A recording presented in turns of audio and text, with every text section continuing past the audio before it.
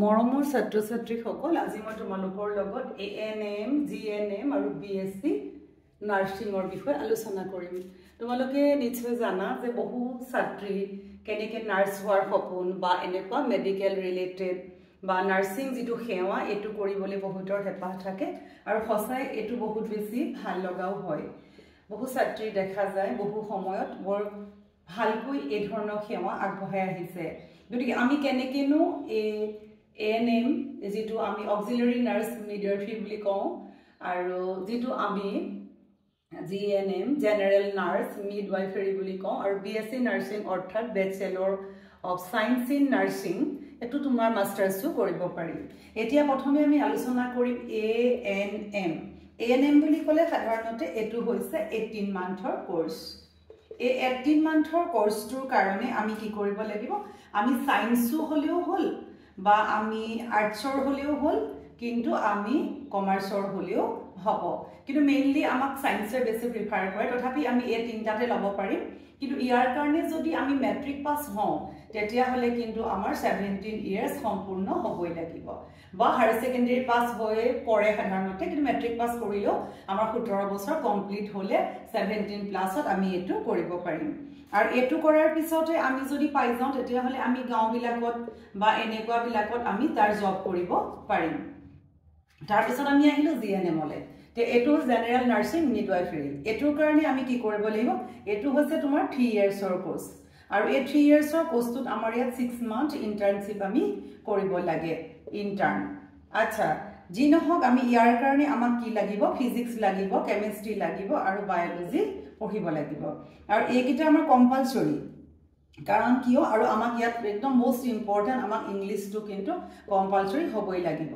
আৰু ইয়াৰ কাৰণে আমি ডাঙৰ ডাঙৰ হস্পিটাল বা এইবিলাকত আমি চাকৰি পাম, যাৰ কাৰণে তোমালোকে ধৰা ইয়াৰ বেছি দৰমহাও বহুত ভাল পাবা। ইয়াত যদি অলপ কম হয় ইয়াত আৰু অকমান বেছি হ'ব আৰু ইয়াৰ সদায় নাৰ্ছিঙৰ পোষ্টবোৰ থাকে ওলাই থাকে। আৰু BSc নাৰ্ছিং তোমালোকে BSc নাৰ্ছিঙৰ কাৰণে তোমালোকে বেচেলৰ ডিগ্ৰী ল'ব পাৰিবা বা তাৰ কাৰণে তোমালোকৰ ডাঙৰ ডাঙৰ গভৰ্নমেন্ট জবও পাবা আৰু এইবিলাকে MSc নাৰ্ছিংও কৰিব পাৰে, লেকচাৰ হ'ব, নাৰ্ছিং পঢ়াব পাৰিব আৰু এওঁলোকে কি লগতে তেওঁলোকে কি কয় কিছুমানে ক্লিনিকেলতো কাম কৰিব পাৰে, কিছুমানে নন ক্লিনিকতো কাম কৰিব পাৰে। এইবোৰ বহুত বেছি কিছুমান ভাল ভাল পোষ্ট আছে, এইবোৰ আমি পিছলৈ জানিম। কিন্তু ইয়াত আমি কেনেকৈ কি কৰিব লাগিব, এটোৰ কাৰণে তোমালোকে সায়েন্স আৰ্ট কমাৰ্চৰ হলেও পাৰিবা আৰু GNM হলেও পাৰি, কিন্তু বৰ্তমান সময়ত আমাৰ কি হ'ব লাগিব, আমি সায়েন্সটোৱে জৰুৰী। আৰু ইয়াৰ কাৰণে তোমালোকে সদায় চাবা যে প্ৰাইভেটত এটো পঢ়িব নালাগে। এটো পঢ়িবৰ কাৰণে চাবা যে আমাৰ যেটো INC আন্ডাৰত ইণ্ডিয়ান আমাৰ নাৰ্ছিং কাউন্সিল বা আসাম নাৰ্ছিং কাউন্সিল, সাধাৰণতে এই পৰীক্ষাবিলাক শ্ৰীমন্ত শংকৰদেৱ ইউনিভাৰ্চিটিৰ হেল্থ সায়েন্সৰ আন্ডাৰতে পাতা হয়। আৰু এই পৰীক্ষাৰ কাৰণে যেটো ফৰ্ম ফিলআপ এতিয়া আমাৰ চলি আছে, ইয়াৰ আমাৰ এন্ট্ৰেন্স এক্সাম বিলাক জুলাইত হ'ব। এন্ট্ৰেন্স এক্সাম জুলাইত হ'ব। এটা তোমাৰ এন্ট্ৰেন্স এক্সাম হ'ব জুলাইৰ আমাৰ 15 জুলাইৰ কে তাৰিখে আছিলে, এটা জুলাই মাহত হ'ব। আৰু তোমাৰ ইয়াৰ পিছত আমি ইয়াৰ কাৰণে কি কৰিব লাগিব, ইয়াৰ কাৰণে আমি কৰিব লাগিব যে আমাৰ মিনিমাম 50% আমাৰ থাকিব লাগিব আৰু এই 50%ৰ পিছত আমি পৰীক্ষা দিব লাগিব 100 মাৰ্কছৰ আমাৰ এন্ট্ৰেন্স পৰীক্ষা দিব লাগিব। কাৰণ এইবোৰ প্ৰাইভেটত পঢ়িব নালাগে, খৰচা বহুত, গভৰ্নমেন্টতে তোমালোকে পঢ়িবলৈ চেষ্টা কৰিবা। 100 মাৰ্কছৰ তোমালোকৰ পৰীক্ষাত তোমালোকৰ ইংলিশটো আহিব 50 মাৰ্কছৰ আহিব আৰু মেথছটো তোমালোকৰ আহিব 25 আৰু তোমালোকৰ সায়েন্সটো আহিব 25, টোটেল 100। ইয়াত কোনো নিগেটিভ মাৰ্কিং নাই, গতিকে তোমালোকে 70-80 পালে ধুনিয়াকে তোমালোকে সিট পাব পাৰিবা।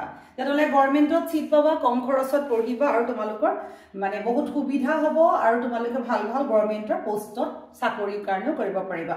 সদায় আমি পঢ়াৰ ইনষ্টিটিউটখনৰ এটা টেগ থাকিব লাগে।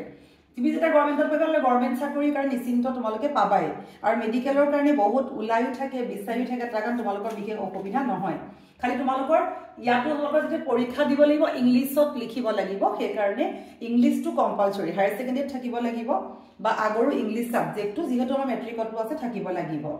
আৰু ইয়াৰ বাদে তোমালোকৰ আৰু কি কৰিব লাগিব যে তোমালোকৰ ইয়াত যেটো মেৰিট লিষ্ট উলাব সেই মেৰিট লিষ্টখন তোমালোকে গম পাবা যে আমি 30% পালেও যদি কোৱালিফাই হওঁ কিন্তু পঢ়িবৰ কাৰণে আমি আমাৰ কাট অফ বা আমি তাত কভাৰ হয় নে নহয় সেইটো কথা আমি জানিব লাগিব গতিকে তোমালোকে এইখিনি যে ছাত্ৰ যিখিনি ছাত্ৰী কৰিব মন আছে তোমালোকে এইখিনি খুব ভালকে কৰা আৰু পৰীক্ষাত তোমালোকে অৱতীৰ্ণ হ'বা আমাৰ এই পৰীক্ষাটো 13 জুলাইত আছিলে আৰু 13 জুলাই এই পৰীক্ষা মাত্ৰ 11টা বজাৰ পৰা 1টা বজালে হ'ব আৰু তোমালোকে এই পৰীক্ষাটো খুব ভালকৈ দিলে তোমালোকে যদি গভৰ্ণমেণ্টত সিট পোৱা আৰু মেইনলি যদি তোমালোকে তেলৰ মানে আৰচিএলৰ বা যত আন্ডাৰত হৈ যায় যত আমাৰ মানে গভৰ্ণমেণ্টৰ এয়া আছে পঢ়িব লগে যিখিনি ইনষ্টিটিউট গভৰ্ণমেণ্টৰ আন্ডাৰত হলে হিফালে যদি অইলৰ আন্ডাৰটো আছে দুখনমান তোমালোকে আৰু বেছি সুবিধা পাবা কিন্তু আৰু যদি ইয়াতো তোমালোকে নেপোৱা কিন্তু পঢ়িবলৈও বহুত ইচ্ছা তেতিয়া হলে আমাৰ যোৱাটো বছৰ ভাৰত চৰকাৰৰ যিটো